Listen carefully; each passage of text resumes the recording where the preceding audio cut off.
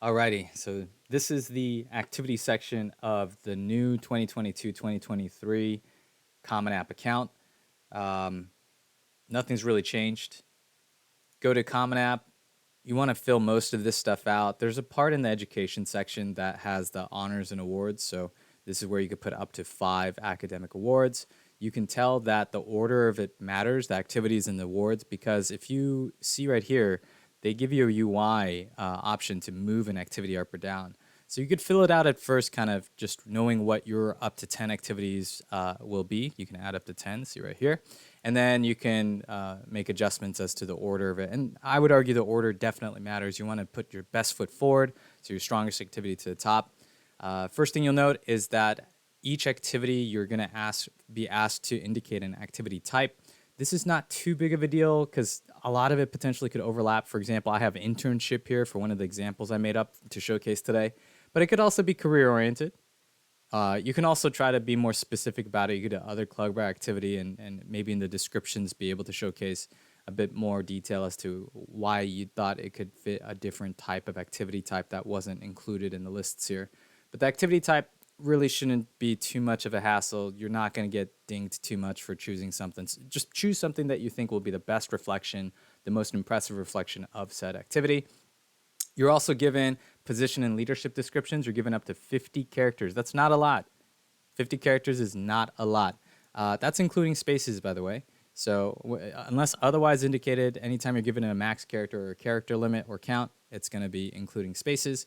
The question I get a lot for position is, Jay, I've done this activity, but I've been in multiple activities throughout the year. How do I do that? So one of the tricks I've learned to do is probably do it this way. You can connect it to, say, president is something you're going to have for this upcoming senior year, and then I do a semicolon, and you could just say something like treasurer, and that could be like 10th, 11th. Notice how I'm not even bothering with the spaces. Sorry with the noise. But yeah, uh, this shouldn't also be too much of a hassle here. If you have so many activities that you can't even fit into the 50 characters, this is where you can start using some logically reasonable um, uh, abbreviations like pres right there, treasure, maybe that would be good enough. Oops, sorry. There's no hard rules as to how you fill this out. I actually don't really like the look of that. I think I would try my best to just keep treasurer.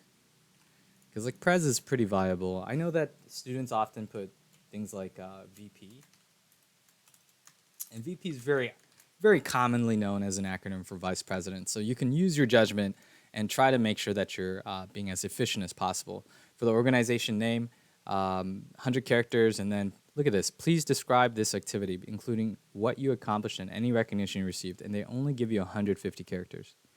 It's kind of insane to me for some students who've been doing an activity for 4 years straight. 150 characters is really where you separate the students who've really polished their activity descriptions and those students who have not. For example, I think it's very lowbrow to, or it's kind of a low level to be doing something like I was a president who helped with club events and managing club members, and they put a period there. So if I see a lot of students and parents also that will not realize like how much more impressive to what level you could take these descriptions, the higher level you could take them. Um, I have a worksheet for that, and I'm going to link it. And I'll show to that. But let's just kind of see what they ask for the rest of the activity. Um, Timing of participation, so during the school year, during break, all year long. You can check mark all those. Hours spent per week, and then weeks spent per year. You can ballpark this. You want to be as accurate as you can and guesstimate, but not because they ask it to you in this way. The parameters make it so that sometimes you just kind of have to make the best judgment call. For example, I've seen some students that get really confused because they say, Jay, I do like really intensively this activity during winter break and spring break, but then I still do it rather kind of low key in the school year, maybe 2 hours a week. So what should I be doing? Should I be putting in like the 30 hours a week when it's intense, or the 2 hours a week when it's not? Um, Again, use your best judgment. I try to find the averages of those. The goal is not to be the goal is to convey kind of the total time commitment that you do put into these activities without doing it in a way that's going to mislead the readers and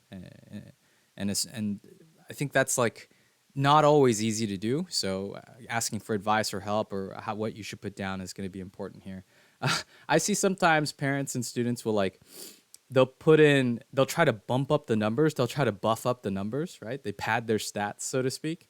And so they would give us like how many weeks spent per year? Oh, we did 80 weeks.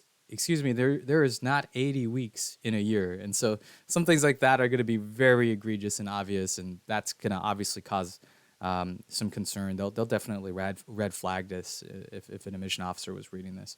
Anyways, and I intend to participate in similar activity in college.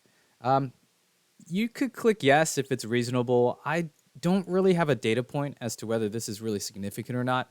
I think this is yes if you think that it's likely, it's viable, right? If you have a 50-50 chance that you are interested in continuing on with this activity in college in whatever similar capacity, then click yes. Otherwise, click no and don't feel too bad about that.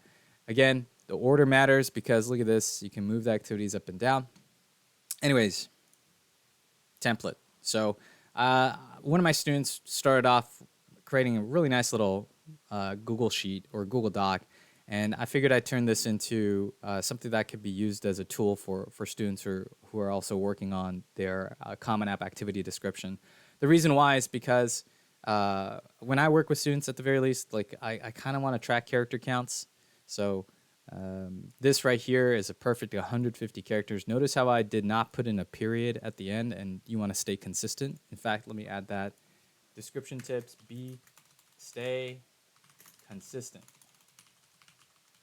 If you don't use a period to end the description, for one, don't use it for don't put a period for anything else. So just consistency is one of the keys. You could read through the rest of the tips here. Try to be efficient with your character count. Use fragments instead of complete sentences. Think about it. If you said, I was a. So if you typed it this way, I was a intern. So if you just put that character count, that's 8 characters. That's going to be already taken up out of 150 characters. That's kind of a waste. So that's why I've been suggesting, I've always advised my students to be more fragment and use action leadership verbs. Use ampersand, the and symbol, and other recognizable abbreviations if it's possible. Like organization, you could just do org. Use action leadership verbs, led, developed, managed, organized, hosted, directed. Just give me that sharp fragment right off the bat. Quantify, name drop. This is more, it's a technique or advice that I give when it comes to resume fill outs. It's going to be even more so important to keep that in mind when you're filling out these very, very limited descriptions. You want to be focusing on the most impressive attributes. You want to be name dropping things that show that you have a higher degree of experience. So I thought I'd take a crack at it and show you guys an example of one of the activities that I would fill out. So I just found one online. I know one of my students is doing UCDC. It's like a UCI Washington, D.C. summer internship program. So I chose it to be internship. I know there were many, many other options you could choose from. For example, you could have done, let's say, career-oriented.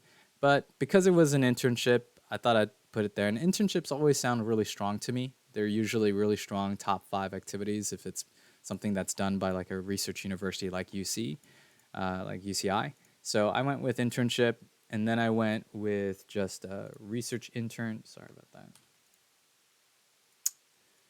UCDC summer internship program was the title. I kept it simple, but look at the description. Kind of had to spend some time to work on this. Attended hands-on EXP experience in DC for economics and policy. Explored state and commerce department. I just put depart policy cross sections and then collected data for CBO budgeting research. This is all kind of hoopla. I just made this up on the spot, but hopefully this gives a good example of how you can make your descriptions extra sharp and extra impressive and name drops in professional context, etc.